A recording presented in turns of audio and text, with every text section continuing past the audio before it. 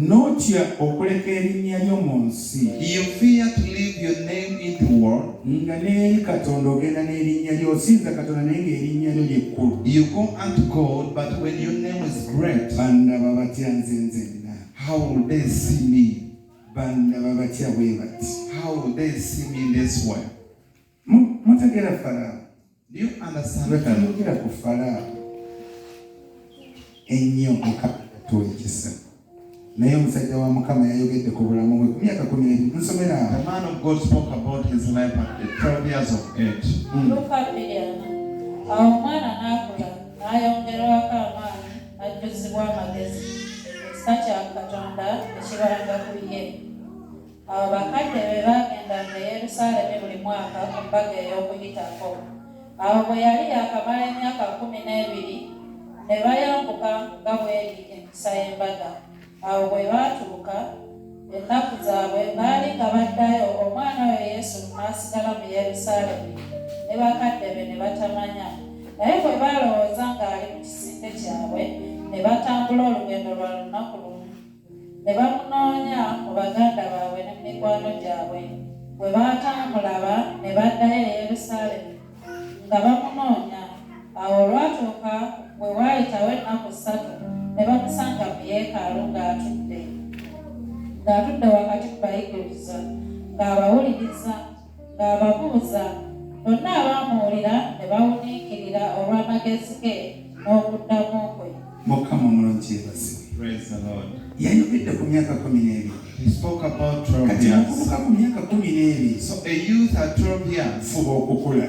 fight to grow, Fuba okuba n'amagezi. fight to have knowledge. Bayibuli egambye The Bible has said ono n'akula mu magezi. this one grew up in Mu knowledge. myaka 12 At 12 years, n'akula mu maanyi. he grew in power. Kyamu obunafu mu bulamu. Take away that weakness in your Oteeka life. okubeera omuntu w'obuvunanyizibwa ku myaka You 12. have to be responsible at 12 Oteeka years. okumanya nti olina kye weetiise. You have to know that you're lifting something, baleme kusamba busambi. so they may not just kick you. Ate gwayiseewo.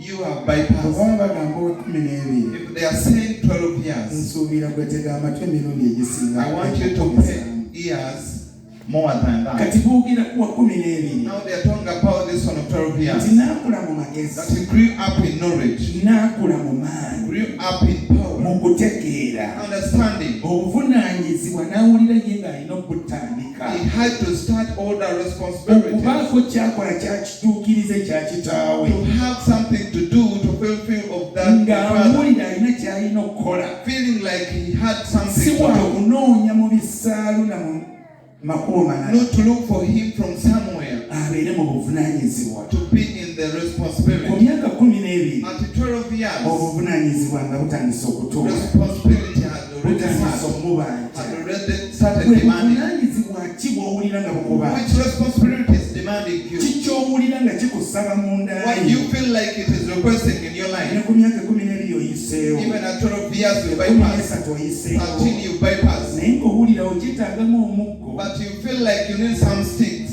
Oba bagiyita nangolo. Or maybe a knock. Kati oli ku myaka 12. But you're at the 12. Awulira alina okutuukiriza. I feel like he had to fulfill. Wulira ekigambo alina okutuukiriza. Has to fulfill. Bakadde be ne bamunoonya. The parents looked for Ne him. batambula eno n'eno. They moved everywhere, Banoonya omwana. looking for the child, Bamusanga wakati mu yeekaalu. finding him in Ku myaka 12 at 12 years, bamusanga mu yeekaalu. finding him in chariot, Atudde mu maaso ga Katonda. sitting before the Lord, Awuliriza. listening, Ayiga. learning, Abooza ebibuuzo. asking questions. Ku myaka 12 At 12 years, awulira obuvunaanyizibwa. feeling the Alina responsibility, kyalina okugatta ku bulamu. has to add something in his Ayagala life. abeera omuntu ow'omugaso. He has to be a beneficial person Ng'abuulirira. as his counselor, Awuliriza. listening, Ate abuuza ebibuuzo. asking questions, Lwaki? Kubanga ayagala ayige. because he wants to learn. Bayibuli ga bwe tumanya oba bwe tuyiga. The Bible says if we know or if we learn, Katonda kyatwagala tukule mu kumanya ne mu kutegeera. that's what God wants us to be, to grow and understand and Ogaanye know. okumanya. He said you failed to Nange know. nkugaanye okuba kabaka. Now I failed you to be a king. Nkugaanye okuba kabona. I failed you to be a priest. Twogaana okuyiga. The moment you fail to learn, Katonda akuggyamu obuvunaanyizibwa. God takes away the responsibility. Kyewandibadde tosobola kukiba. What you would not be. Naye